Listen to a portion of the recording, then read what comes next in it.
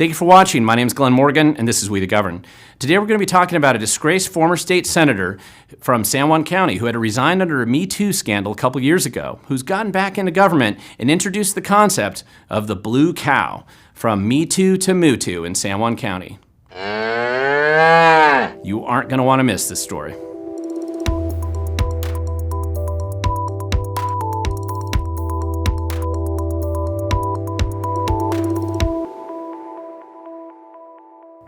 Okay, we are back in Washington State that has an endless emergency and always part of Governor Inslee's lockdown process. And as I've introduced most of my videos recently, there's nothing that I'm saying here that's approved by the Ministry of COVID Compliance, but frankly, not a lot about COVID or lockdowns today. This is a story about cows, among other things. And I do want to put a little trigger warning out here. No cows have been harmed in the making of today's video. So San Juan County is where we're going, and San Juan County is one of the 39 counties of Washington State located in northwest Washington, consisting entirely of islands. And it's a real interesting place. If you've ever been there, really three of the biggest islands that most people go up there to visit: Lopez, Orcas, and San Juan Island. Most of the time people are getting up there by ferry, and it's a relatively small community, about 14,000, 15,000 people any given period of time. And it's very well known, just beautiful scenery. I have gone there ever since I was a kid, just like my parents, my grandparents before them. We love that place. I was just camping there a couple months ago with my kids. And this is actually from the top of Mount Constitution, Orcas Island, looking to the southeast. And it's just a beautiful environment. There's really no place like it. The San Juans are really one of those places where if you've not visited Washington State before, for just the pure beauty and the scenery and the experience, a real classic Pacific Northwest experience, this is one of the places where you want to go. And anybody who has to go to the San Juans, unless you are very good at kayaking or swimming, and or unless you have the opportunity to take a small float plane or a little charter plane up there, usually you're going to probably take the ferry. Ferry is going to be the most typical way that you get up to the San Juans, and this is probably what most people who visit the San Juans see when they come into Friday Harbor and come into the ferry terminal. This is generally what most people see: a tourist town, a beautiful place, and yet there's always something interesting going on when it comes to local government. And San Juan County government always seems to have something going on. Now, for many years, San Juan County was represented in the 40th Leg District by State Senator Kevin Ranker. Now, Kevin was actually, before he became state senator, he had been a county commissioner up there, and so he had some serious ties to the community. And when he was elected as a state senator and had been down Olympia for about 10 years, he was basically quite the insider. You see a picture of him here giving advice to Governor Inslee, and right here standing next to Governor Inslee at one of the mini bills that he proposed that Inslee signed. He was very heavily engaged, a complete insider, a friend of Governor Inslee's and a friend to a lot of political insiders in Olympia. Now, he also, living in Olympia was pretty easy for him because he'd actually spent a lot of time there as an Evergreen State College student. And he graduated from Evergreen State College in the early 90s. And he was actually known for being one of the people who actually stopped a parade, tried to protest and stop Lake Fair right in the middle of it, trying to ruin everybody's day at the parade. And later on, when he ran for office, he actually denied that this was him that got arrested. I wrote some articles about it, linked below. And but he'd been in Olympia, so he's fairly comfortable going back there as state senator. Unfortunately for him, all this came crashing down in late 2018 when basically a story came out about him threatening to cut a state agency's funding after a lobbyist rebuffed his sexual advances. In fact, in his infinite wisdom, decided to put this in a text message to her, and this came out as quite part of the Me Too movement in late 2018. Ew! Yes, and it was. And the story only got worse from there because as the investigation into exactly what the heck Kevin Ranker was doing in Olympia came about, it turned out that the story wasn't getting any better, and this investigation was actually pretty serious. So ultimately, that led in early 2019 to Senator Ranker deciding to resign from the state Senate in exchange for them shutting down the investigation that was going on. That was going on at the time. So that was part of the process. And before he bolted from Olympia, which was probably a very wise move on his part, he had to do it quickly before he got into even worse trouble and found himself perhaps behind bars. And that's when the report came out. And it was pretty bad and pretty damning. And in fact, there were a lot of people they didn't even finish interviewing to get this report out shortly after he left. And that was part of the deal that he made when he left Olympia. So he goes back to San Juan County. Now, listen, I can't blame him. If I was him, I'd be bailing back to Orcas Island, his nice house there, and just basically maybe get out of politics for a while. But I find that sometimes people, once they've become addicted to the political process and find themselves in the center of power, they just cannot avoid getting back into it. They seem to be addicted to it. And unfortunately for the people of San Juan County, that's still true today. And what happened is, shortly after he'd gotten back to Orcas Island, he had a consulting business that had been doing pretty well while he was in office, and then mysteriously just suddenly fell apart after he left, which is a frequent occurrence for a lot of these elected officials. They always wonder why the consulting businesses do so well while they're in office and not so well when they leave. And that's a great mystery. But anyway, there was a charter review process that was coming up in San Juan County. And what that meant was when the Washington State was formed, all 39 counties were commission counties, which is how a county government is organized. But in 1948, they decided to amend the state constitution, and they allowed what's called home rule charter counties. And 7 different counties have decided to do that over the years, and San Juan County was one of them. Actually, Kevin Ranker was in the county commission seat.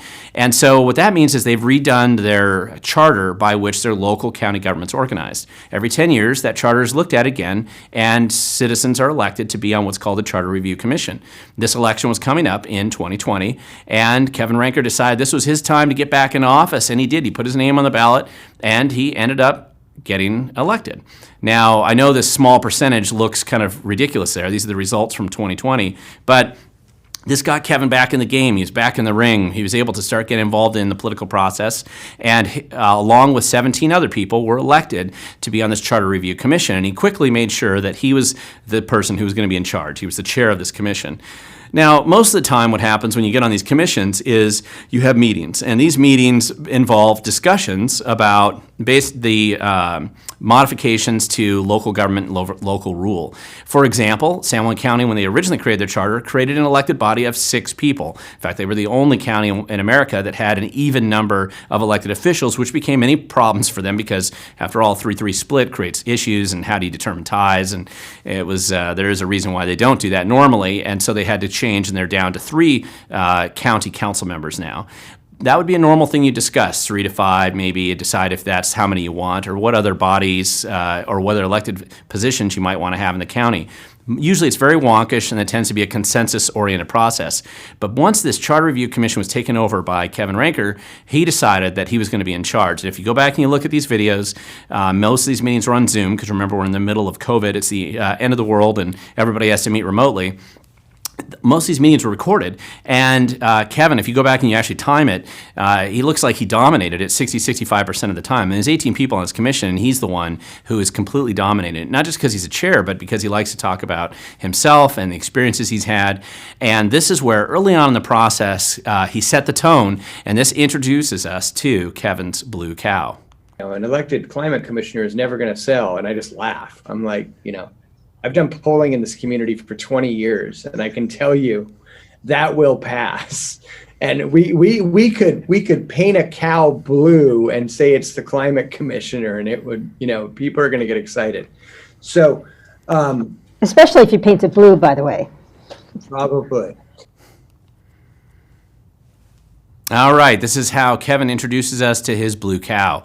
So, and this is a very arrogant approach, by the way. This is a very arrogant way to discuss your fellow community members and exactly the decisions and the process they make when they go and vote. Just assume that they're going to vote whatever you throw in front of them. Call it a climate czar, call it a climate commissioner, whatever you want to do, whatever you call it, as long as it's painted blue, they'll vote for it. And this is, again, how we meet Kevin's Blue Cow. And essentially, part of Kevin's rules here was basically do what I say, and I painted it blue. That was his whole approach. And you really could look at it. I've been involved in a lot of these charter review processes from the other counties that have charters. I've had friends sitting on different charter review commissions all over the state: Clallam, Pierce, King, Clark, and Whatcom, just to name a few. And watching that charter review process, it tends to be fairly similar elsewhere, but it was only in San Juan County that I've seen the process so hijacked by one person and so ridiculously taken over and manipulated for very egocentric, narcissistic kind of reasons. And that's really what happened here. And it's very odd. It's strange and produces, of course, strange results. Now, keep in mind, here's a guy that basically resigns in disgrace and comes back to town, and this is all he has for him. This is what he gives him. This is his path back to political power, his blue cows that he decides to throw in front of the community on election day. Now, an element of this whole process that's kind of interesting, and you'd have to be paying attention to this, but Kevin Ranker, Senator Ranker, was friends with Randy Gaylord, who's the local prosecutor there. Close friends, this is pictures from happier days. And during the time of this process, because it's really, San Juan County is a very left-leaning county. There's not really much of a partisan representation on this county commission by anybody who's not part of the Democratic Party establishment. However, the fights that they had here, so it's not really so much partisan as it was, just arguments over how this was going to be structured. And we find that Kevin Ranker was really fighting with Randy Gaylord, the prosecutor, almost all the time on tons of issues that kept coming up. And essentially what these fights ended up turning out to be was Senator Kevin Ranker believing that he knew the law better than the county prosecutor. And so he constantly was in arguments and fights trying to do things that were essentially illegal. And the county prosecutor, Randy Gaylord, was having to step in and tell him that he couldn't do those things. And this fighting was kind of ridiculous, even to the point where Senator Ranker decided that he would try to hire a outside counsel, Kyle Loring, and set him up real quick as the way to bypass the prosecutor in this process. And so this was a big fight. Now, Randy Gaylord and I are not friends. I've been very critical of him. I've written pretty aggressive articles and done a video about him before. And I can't believe I'm finding myself in a position where I'm having to side with him. But the truth is, in this fight, Gaylord really comes out looking like the adult, and Kevin Ranker just didn't know what he was talking about most of the time. And so you ended up having these sparring matches between the two of them where the prosecutor's saying, listen, I can't even defend these crazy little rules that you're going to throw on the ballot, and they're ridiculous anyway, and they can't be enforced, or whatever the situation was. And those two guys were fighting it out, and essentially all the other players on the board were just bit players. They might have been fans of Ranker's that he had been able to scrounge up in the islands, but or they were just ignored and stepped on. And it didn't matter who he had to step on, Ranker was pushing through with these rules. And this really ends up becoming a situation when you get just this handful of these proposals that were Ranker's rules for Island County, and they're just a blue cow, and that's all he's going to shove at him, and he just figures the San Juans are going to vote for him. San Juan County is going to vote for whatever he proposes. So paint it blue. It doesn't have to make sense. Everyone else is wrong, and vote for it because I said so. And when you look at these proposals, essentially all they are is a couple of, about there's 6 of them that'll be on the ballot in November. 4 of them just have to do with 2 different commissions that were created. And they already have 25 some odd commissions in the islands that they can't even fill 70 seats on those commissions, and none of those are required in the charter anyway. But that's basically what it came down to, a quasi restriction on term limits, although it's kind of a convoluted one, and the false promise of local initiatives trying to basically change that process a little bit. None of these issues were really that significant or something that would really help the citizens of San Juan County. It certainly doesn't look like it to me, but ultimately it's going to be up to the voters. Now, one thing that I did point out is that, better censor this. This was on his desk, and he posted on his Instagram account. He has these sign that says, "Do epic stuff," and I guess this blue cow was part of it. And this idea of Metoo to Mootoo, I heard that from some local people there at the islands who were complaining about what they had been handed to them after months and months of this Charter Review Commission. This is what they're getting for all their money, all their time, the elections, and the opportunity to look at maybe making some genuine tweaks or fixes to the current charter, and instead they get this pile. And this is what Kevin Ranker's pushing. These are part of Ranker's rules right now. Now, if you were Kevin Ranker and you look at where his skill sets probably lie, judging from what's happened on the charter process, it doesn't seem like it's going to be in the political scene so much anymore. This is a picture of him actually being a bartender at the 2012 Democratic Party the event that they had on the islands. And this really seems to be a space he's much more comfortable in. And it seems like after resigning from a Metoo experience out of Olympia, he might want to come back to the islands and have a little bit lower profile. But again, once you're in the center of power, it's probably very difficult to step down from that, and that's unfortunately what we see here, because Kevin Ranker seems to see the world very differently than everybody else, and this is a situation that the voters of San Juan County are going to have to look at. Are they going to be willing to let one guy take over and impose his rules on them and do it any way that he wants? And that's going to be the situation that they find themselves in right now. Are they willing to be bullied by this guy, and will they decide to think for themselves and look at the waste of time and energy that they got when it all came down? They probably don't need any more blue cows in San Juan County.